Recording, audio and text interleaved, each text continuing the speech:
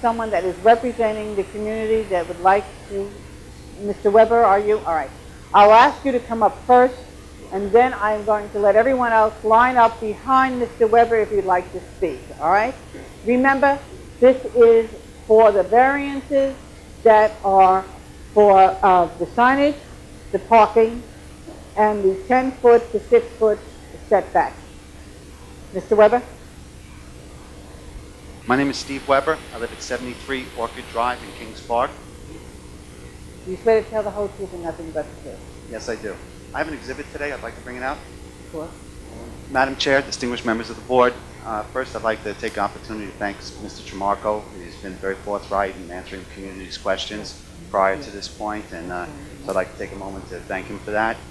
I'm going to limit my my comments to items 1 and 2 on the area variance considerations.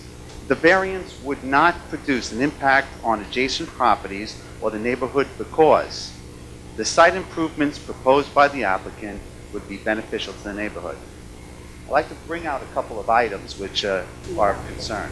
Okay, so in this area right here, there is a proposed drive-through which the representatives from CVS has proposed. I believe they're taking out a couple of parking spots in this area. Now, this is of concern for a couple of reasons.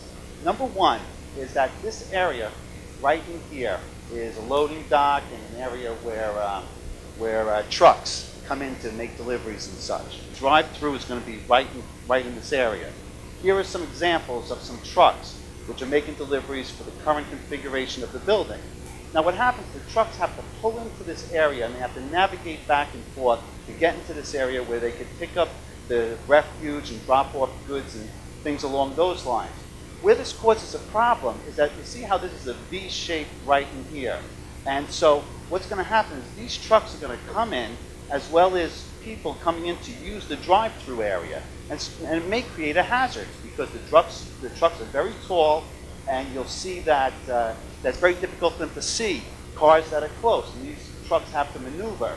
And so, I'm concerned about the safety hazard in this particular area between the large trucks coming in and the cars coming in for the drive-through area. Secondly, is that if you notice, there are these houses that borderline this area right here and right here.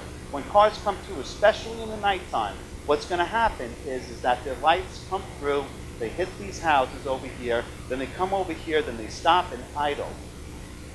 What happens is cars, they have radios and the idlings, there's fumes and other issues to deal with. This is right behind these people's houses right here. You have car doors opening and slamming. Sometimes people don't pull up all the way to the drive-through window. So that's also a concern.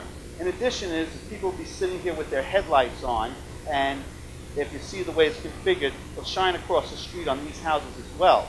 So we're concerned that there may be an obstructive nuisance from the constant traffic behind the CVS. Now, in addition to the drive-through area, is I want the board, if the board please, to take notice of these traffic signs right out here. And some traffic directions which were recently put in by the state about 1.5 years ago. The reason why is this is a very confusing intersection. This road going right here is 25A, and it makes a right angle. When people come into this area, this right here is St. John's. When people come into this area who aren't familiar with it, many times they don't know what to do. They don't know whether to go left here or to go straight here. And they have a moment of indecision. And the same reason why people are coming down 25A, this is Rose Street here, they come down this area, they're not sure if they're supposed to continue down here or if they want to stay on 25A, so there's a moment of indecision here. So in this area, the state found it, and also there's a bike path. These dotted lines outline a bike path, which is part of the area. So now the state came in and put in all these directionals. The reason why is to help guide the people. Now, the 300 square feet, I believe that's just for the variance. If I add up all the signs that CVS is proposing, I think it's closer to 500 feet. And what's happening is that the reason why the signs are there is to get people's attention to the building. And that's a hazard in this area. And because that as people are coming up here, they see all these big CVS signs, and it's going to bring their attention to the building as opposed to the intersection where their attention should be. Because, I mean, it would be different if this was a standard intersection, but because of this layout, it's very concerning. And the large signs and the square footage of the signs, not only as part of the variances, but the signs that are exempt by the window signs also bring people's attention to the building. In addition, the increased height of the signs.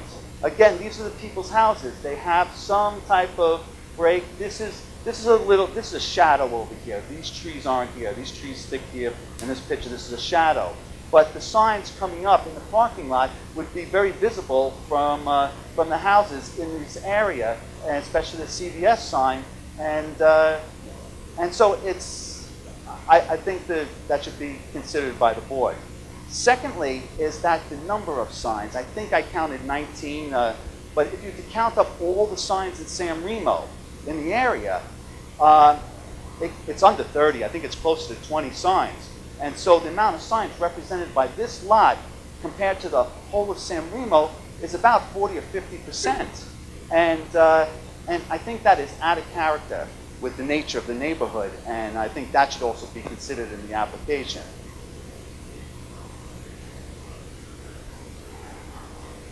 Okay. Item number 2 on the area variance considerations is that the request is not substantial because the proposed signage is typical for other CVS pharmacy locations in the area. Typical for CVS pharmacies. That is concerning. It should be fitting into the character of the neighborhood. The neighborhood should not be fitting into the character of CVS. That area has been that way more or less since 1973. San Remo Civic Association has been established for close to 100 years. Now, at any time, CVS could have came to us and to other civic associations in the area and spoke to us to get our input about what is the character of the community. And just from an outsider looking in and speaking for myself, I find it troubling that they would put that down as a reason why we should be accepting it. Because again, San Remo has a long history in the community of being a small village within a hamlet within the town of Smithtown, and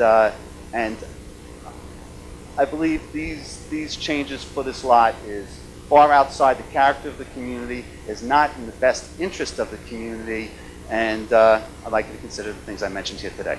Thank you very much. Okay. Ladies and gentlemen, please.